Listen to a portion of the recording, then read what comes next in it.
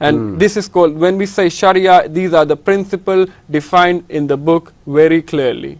And the scholars of the Islam, the Aimas and the Mujtahideens, they have elaborated the point to understand by the common people. Okay. And this Sharia in Islamic banking is well in UK, like the HSBC and Lloyd TSV. They are having the Islamic accounts and financial systems based on the Islamic principle. So they need at least 3 to 5 Sharia scholars to, whenever they launch any product or any product line, they have to be approved by those scholars. Okay. From the Islamic financial or banking system, who benefits more? Is it the bankers that benefit, or is it the general public that benefits more, or is it that the both parties benefit evenly and equally? Well, you have to, first of all, let me tell you, is Islam as a whole is being for the people. So any system which consists Islamic aspects in it, it should be for the beneficiary for the people, like say. Not for as an organization, because you are running a financial institution, so then you need money for that. Sure. And that is absolutely fine. But on the other hand, it's for the people. So Islam, that's why that lady, the last time she said the 99% of the it's as halal, because the 100% halal is Qarzul Hasana. Yes. But no financial institute will give you the Qarzul Hasana, because they are running an institute. Clarify the word Qarzul Hasana. It is like you give, I give money to somebody, and for the sake of Allah. You lend the money to somebody, it. And for the sake of Allah, but are you allowed to take that back? If well, I'm not allowed to take it back. First of all, if the person want to give me back, that's a different thing. Yes. And then if the person want to, basically we have to understand this financial system, which is in a very bad shape at the moment, because all these credit crunch and recessions and stuff.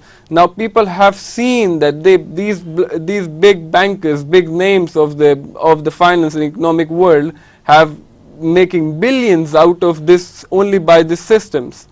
Like and I was amazed during my research that there is only 1% of the transaction is in Islamic manners. The world only the 1% of the transaction is in, and I will humbly request every Muslim or every religious person to do your transactions, do your financial things through Islamic way. Then only we can counter the conventional banking frauds and manipulations. When you say the frauds and manipulation, what kind of frauds and manipulation?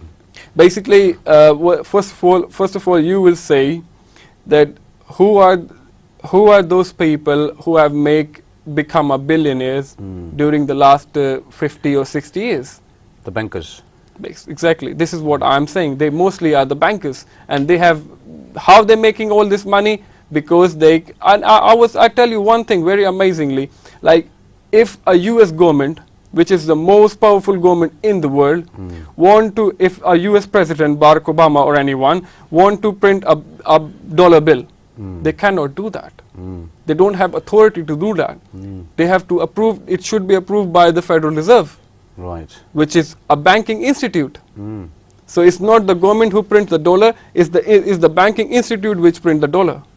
Which is an amazing thing, like with all those powers and controls and authority, they don't even got the right to print their own currency. Right. And well, in the Islamic way, it's a very different kind of transactions. Okay. We do take benefit from it, because as far as you are running an organization, you need to keep your head up to the water. But on the other hand, we have to understand that this system is for the common people as well, and they should take more benefit than those who are big fish.